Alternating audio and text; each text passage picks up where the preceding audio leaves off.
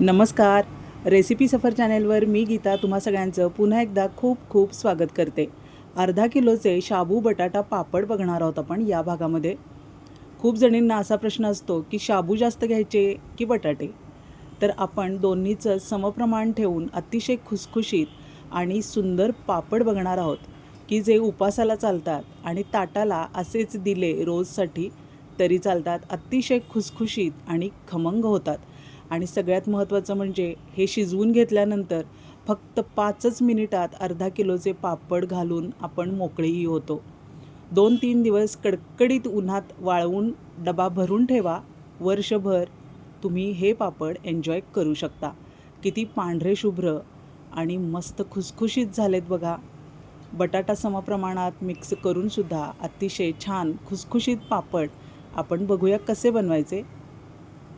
वाळल्यानंतर थोडेसे असे दिसतात. रात्रभरासाठी पाव किलो साबुदाणा आपल्याला स्वच्छ चोळून घ्यायचा आहे.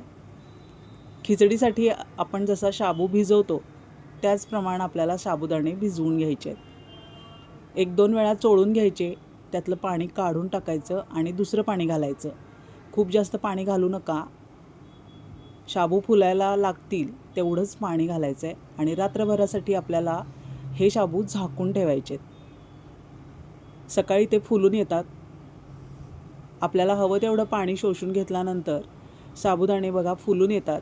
आता पाव किलोच बटाटे उकडून घेतलेत मी. समप्रमाण घ्यायचं आहे. साबुदाणे जर पाव किलो असतील तर बटाटेसुद्धा पाव किलोच घ्या. किसून घ्यायचे आहेत. आता या भांड्यात मी भिजवलेले साबुदाणे काढून घेणार आहे कारण आपल्याला पाणी मोजून घ्यायचं आहे. भांडं बघा किती भरले हे निरीक्षण करायचं आणि एवढंच आपल्याला पाणी लागणार आहे. व्हिडिओ स्किप न करता बघा.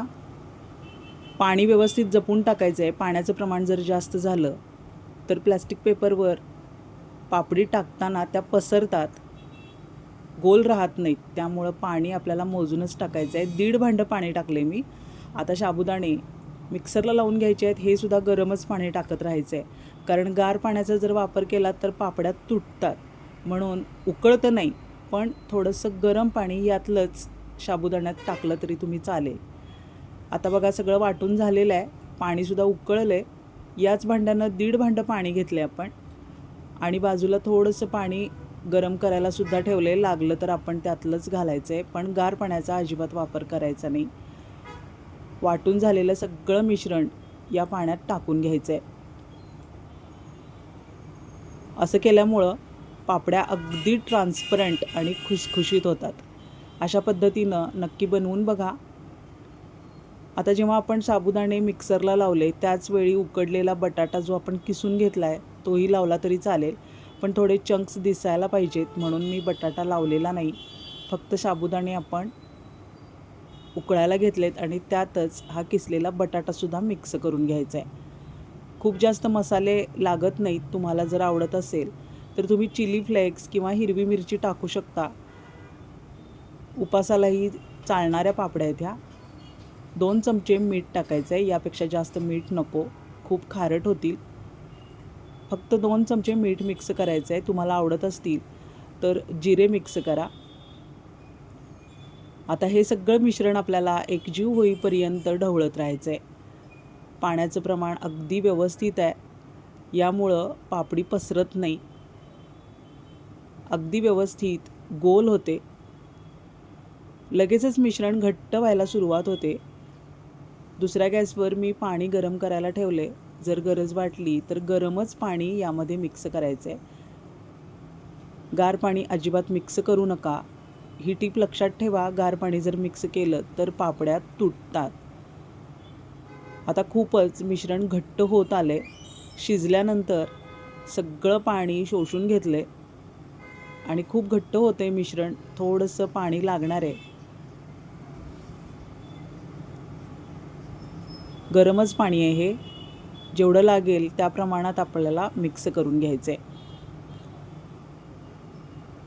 पापडी टाकण्यायोग्य मिश्रण दिसेपर्यंत आपल्याला शिजवून घ्यायचं आहे.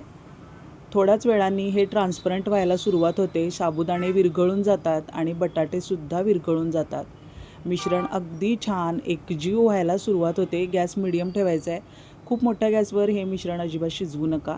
अजून थोडंसं पाणी मिक्स केलं आहे मी. त्यासाठीच एकदम पाणी मिक्स करायचं नाही, बाजूला गरम पाणी असं गरम करायला ठेवायचं आणि लागेल तसंच मिक्स करायचं आहे. बघा आता एकजीव व्हायला सुरुवात झाली आहे, पण अजून हे मिश्रण झालेलं नाही. ट्रान्सपरंट दिसेपर्यंत आपल्याला हे मिश्रण शिजवून घ्यायचं आहे. अतिशय सुंदर आणि खुसखुशीत पापड्या बनतात. यामध्ये पापड खार सोडा असं काहीही टाकायचं नसतं, कारण साबुदाणे जे आपण फुलवून घेतलेत आणि आता आपण शिजवून घेतो आहे त्यामुळे ते खूप हलके होतात आणि शिवाय उकडलेल्या बटाट्यामुळं मिश्रण खूपच छान हलकं होतं. त्यामुळं साबुदाण्याच्या पापडीत पापड खार अजिबात वापरायचा नसतो. छान उकळी आली आहे. न झाकता असंच हे मिश्रण व्यवस्थित तळातून ढवळून घ्यायचं आहे. गॅस बंद केला आहे मी आता आणि गरम बर्नरवरच आपल्याला 10 तरी मिनिटं हे पातेलं असंच ठेवायचं आहे. यातली मोठी वाफ जायला पाहिजे. आता बघा मिश्रण चमकदार दिसायला लागले, वरती साय होती आहे तयार. तोपर्यंत आपल्याला हे शिजवून घ्यायचं आहे. लगेचच मिश्रण शिजवल्याबरोबर पापडी टाकायला जाऊ नका, कारण त्यामुळं प्लास्टिक पेपर वितळू शकतो. त्यामुळं थोडा वेळ थांबायचं आहे. यातली वाफ मोकळी झाली की मगच आपण पापडी टाकून घेणार आहोत. आता बघा मिश्रण एकजीव झालेलं दिसतंय आपल्याला. साबुदाणे पूर्णपणे विरघळून गेलेले दिसत आहेत. एकसारखं ट्रान्सपरंट आणि चमकदार छान दिसायला सुरुवात झाली आहे मिश्रण. गॅस बारीक केला आहे मी. खूप मोठ्या गॅसवर हे मिश्रण अजिबात शिजवू नका, कारण मग मध्यावर तळाशी ते लागण्याची शक्यता असते आणि मग सगळ्या पूर्ण पापडालाच करपट वास येतो. थोडा वेळ थांबायचा आहे. यातली वाफ मोकळी झाल्यानंतर आपल्याला ही पापडी टाकून घ्यायची आहे प्लास्टिक पेपरवर.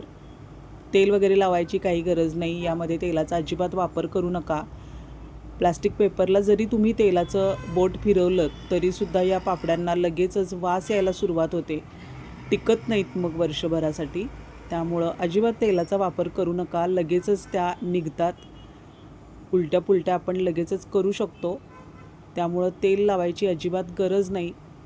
डायरेक्ट उन्हातच टाकून घ्यायच्या आहेत. तास 2 तासांनी आपण ह्या व्यवस्थित उलटवू शकतो. थोडेसे बटाट्याचे चंक्स दिसत आहेत बघा, पण वाळल्यानंतर हे अजिबात दिसत नाही.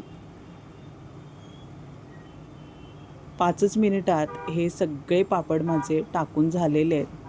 बघू शकताय तुम्ही, मिश्रण अजिबात पसरून एकमेकात मिक्स झालेलं नाही आहे. आपल्याला हव्या त्या आकाराच्या पापड्या बनवून घ्यायच्या आहेत. व्हिडिओ आवडला असेल तर एक लाईक जरूर करा आणि हाईप द्यायला अजिबात विसरू नका. रेसिपी सफर चॅनेल सबस्क्राईब करा, शेअर करा, लाईक करा. पुन्हा भेटूया पुढच्या भागात. तोपर्यंत निरोप घेऊया. धन्यवाद.